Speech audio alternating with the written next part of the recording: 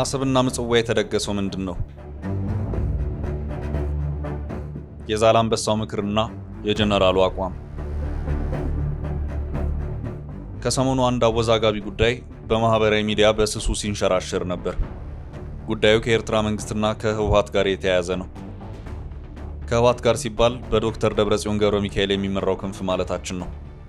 ይህ የህወሓት ክንፍ እረኔ ከምንም ነገር የለውበትም አይነት ማስተባበያ ቢሰጥም የጠረጠረው እንጂ ያመነው የተገኘ አይመስልም። ስሙ ከኤርትራ መንግስት ጋር አብሮ ይነሳል። በቀጥታም ይሁን በተዘዋዋሪ ከኤርትራ መንግስት ጋር መገናኘቱ በስፋት ይወራል። አንዳንዶች ለመገናኘቱ ምን ማስረጃ አላቸው የሚል ጥያቄ በማንሳት ነገሩን በስክነት ለመከታተል ይሞክራሉ። አብዛኞቹ ተንታኞች ደግሞ ተከታታይ መግለጫዎችንና የድንበር እንቅስቃሴዎችን እንዲሁም የመቀሌን ውጥረት ተመልክተው በዚህ ግርግር መሃልማ የኤርትራ መንግስት እጅ አለበት ማለታቸው አልቀረም። ከላይ ሰሞነኛው መወዛገቢያ ነበር ያልናችሁ ጉዳይ ከመቀሌ በቅርብ ርቀት ከምትገኘው ምጽዋ ወደብ ጋር የተያያዘ ነው።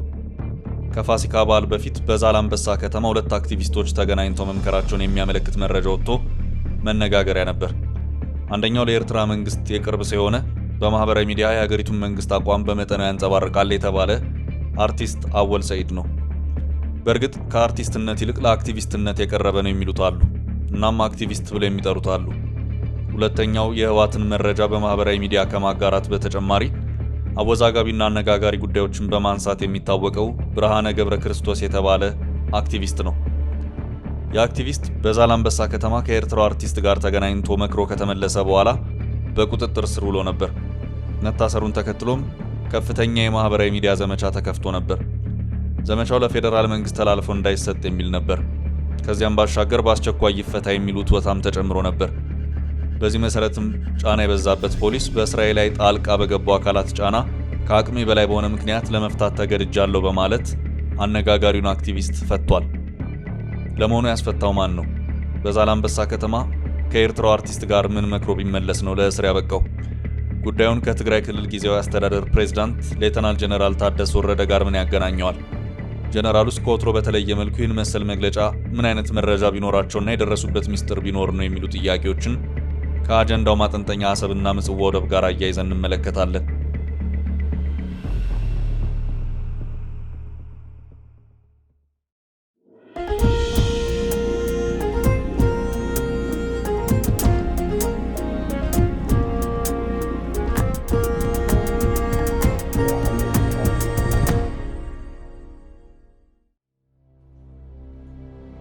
ኢሳያስና አብይ በዛላምበሳ ያቺን ሰዓት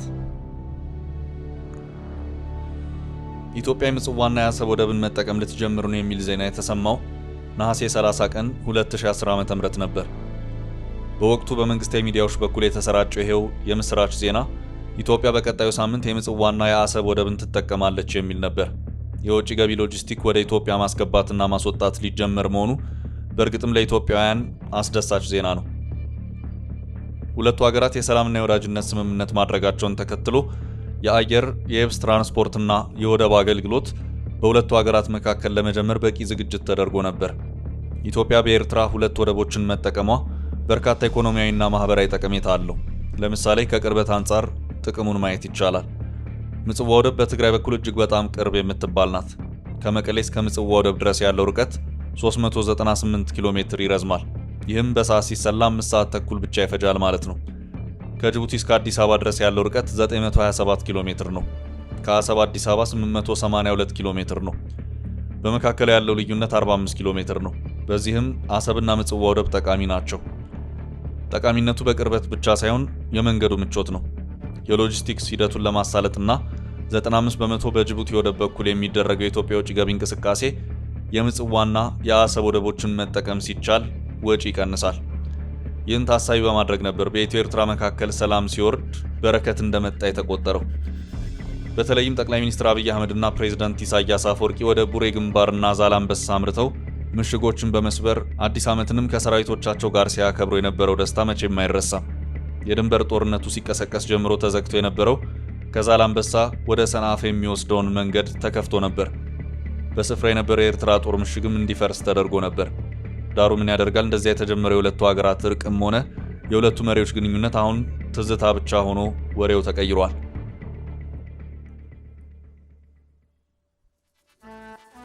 ኢሳያስ በአሰብና ምጽዋ ምን አቅደዋል? ፕሬዝዳንት ኢሳያስ አፈወርቂ አሰብና ምጽዋ ወደብ ላይ አይናቸውን አይነቅሉም። ራሳቸውም ሆነ ወኪሎቻቸው በሁለቱ የወደብ ከተሞች ይመክራሉ። ሚስጥራዊ ስብሰባዎችንና ፖለቲካዊ ጉብኝቶችን ያደርጋሉ። ከዚያም ባለፈ ጦር አስፍረዋል። ወታደራዊ እንቅስቃሴውን እያጠናከሩ መጥተዋል። ምንም እንኳን ኤርትራ ውስጥ ሁሉም ነገር ከወታደራዊ ጉዳይ ጋር የተያያዘ ቢሆንም አሁን የወጣቶች ስደት ተባብሷል። በኤርትራ ትምህርት ቤቶች ተማሪዎችን የሚያዘጋጁት ለዩኒቨርሲቲ ወይም ለስራ ሳይሆን ለውትድርና አገልግሎት የሚባለው እውን ሆኖ በቅርቡ በመቶዎች የሚቆጠሩ ተማሪዎች በኢትዮ ኤርትራ ድንበር ምሽጎችን ጎብኝተው መመለሳቸው ተጨማሪ ማሳያ ሆኖ ሲተነተን ቆይቷል። የሆነ ሆኖ እንዲህ አይነቱን እንቅስቃሴ የታዘበ ሰው ኢሳያስ በአሰብና ምጽዋ ወደብ ምን አቅደዋል ብሎ መጠየቁ አይቀርም። ከዛላምበሳው ምክር የሾለከው መረጃ። ከቅርብ ጊዜ ወዲህ የኤርትራ አርቲስቶችና የህወሓት አክቲቪስቶች እየተገናኙ ነው። በቅርቡ ታዋቂዋ የኤርትራ ሙዚቀኛ ሄለን መለስን ጨምሮ ሌሎች ድምፃውያን በድንበር ወታደሮችን በሙዚቃ አነቃቅተው መመለሳቸውን ተከትሎ ጉዳዩ ከጦርነት ቅስቀሳ ጋር ተያይዞ በበርካቶች ሲተነተን ነበር። ከሰሞኑ ደግሞ የኤርትራ አርቲስትና የትግራይ አክቲቪስት በዛላምበሳ ከተማ መገናኘታቸው አቧራ አስነስቷል። ሁለቱ ታዋቂዎች አወዛጋቢ የሆኑት አወዛጋቢ ጉዳይ ስላነሱ ነው። ቀደም ሲል ለኤርትራ መንግስት የቅርብ ሰው የተባለው አርቲስት አወል ሰይድ አንድ መረጃ በማህበራዊ ትስስር ገጹ ያጋራል። መረጃው ትግራይ ምጽዋ ወደብ እንድትጠቀም በኤርትራ መንግስት መፈቀዱን የሚገልጽ ነው። ይህ መረጃ በብዙዎች ባይታመንም ውዝግብን ግን መፍጠር ችሏል። የኤርትራ መንግስት ሊያደርግ ይችላል የሚል ግምት አለ።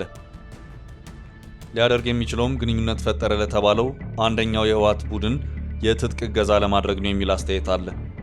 የውዝግብ ምክንያት ከሆነው አርቲስትና አክቲቪስት አወል ሰይድ ጋር የህወሓትን መረጃ በማሰራጨት የሚታወቀው አክቲቪስት ብርሃነ ገብረ ክርስቶስ በዛላምበሳ ከተማ መገናኘቱ ደግሞ ይበልጥ ጥያቄ ፈጥሯል። አክቲቪስቱ ከዛላምበሳ ከተመለሰ በኋላ መታሰሩም አወዛግቧል።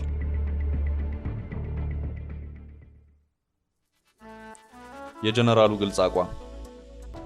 ከላይ በጨረፍታ የተመለከትነውን ውዝግብ ተከትሎ የትግራይ ክልል ጊዜያዊ አስተዳደር ፕሬዝዳንት ሌተናል ጀነራል ታደሰ ወረደ ግልጽ አቋም ያሳዩበትን ግን ደግሞ አወዛጋቢ የሆነ አዲስ መግለጫ ሰጥተዋል። ጀነራሉ መግለጫቸው በስም ያልጠቀሷቸው ኃይሎችን በጥብቅ አሳስበዋል። ከማንኛውም የውጭ ኃይል ጋር የሚደረግ ዓላማውና ስትራቴጂያዊ ስልቱ ያልታወቀ ግንኙነት ተቀባይነት የለውም ብለዋል።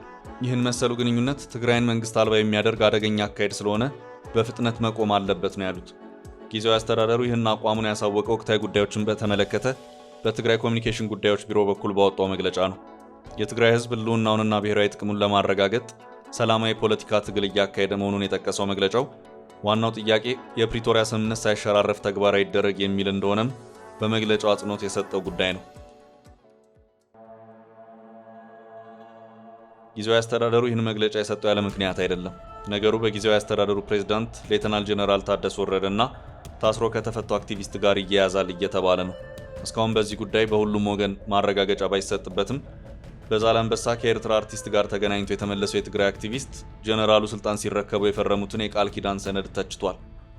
በዛላምበሳ ከተማ የተቀረጸ መሆኑ የተነገረለት በህወሓት አክቲቪስትና በኤርትራ አርቲስት የተካሄደው ቃለ መጠይቅ ሌተናል ጀነራል ታደሰ የፈረሙትን የቃል ኪዳን ሰነድ የሚጥስ ነው የሚል ትችት ሲቀርብበት ቆይቷል። በዚህ ላይ ቃለ መጠይቁን ያደረገው የትግራይ አክቲቪስት ከመታሰሩ አስቀድሞ በመኖሪያ ቤቱ አቅራቢያ ቦምብ መፈንዳቱ ከግድያ ሙከራ ጋር ተያይዞ ሲነሳን እንደነበር የሚታወስ ነው። በሌተናል ጀነራል ታደሰ ወረደ የሚመራ የትግራይ ጊዜያዊ አስተዳደር ከፌዴራል መንግስት ጋር ብቻ ሳይሆን ከማንኛውም ኃይል ጋር ያሉትን ልዩነቶች በሰላማዊና ህጋዊ መንገድ ለመፍታት የተቻለውን ሁሉ ጥረት ማድረግ ተገቢ ነው ብሎ እንደሚያምን በማሳወቅ ለማስጠንቀቅ ሞክሯል። ስትራቴጂው ዓላማውና ስልቱ የማይታወቅ ምንም አይነት የውጭ ግንኙነት ማድረግ ትክክል አይደለም ሲልም አሳስቧል። ሌተናል ጀነራል ታደሰ ወረደ ስልጣኑን በተረከቡበት ስነ ስርዓት ላይ የፈረሙት የቃል ኪዳን ሰነድ ከላይ የተደረጉ ግንኙነቶችና እንቅስቃሴዎች እንዲቆሙ የሚያስገድድ መሆኑን በመጥቀስ የተጀመሩ የግለሰብ ግንኙነቶች ያላቸውን አደገኛነት አስረድተዋል።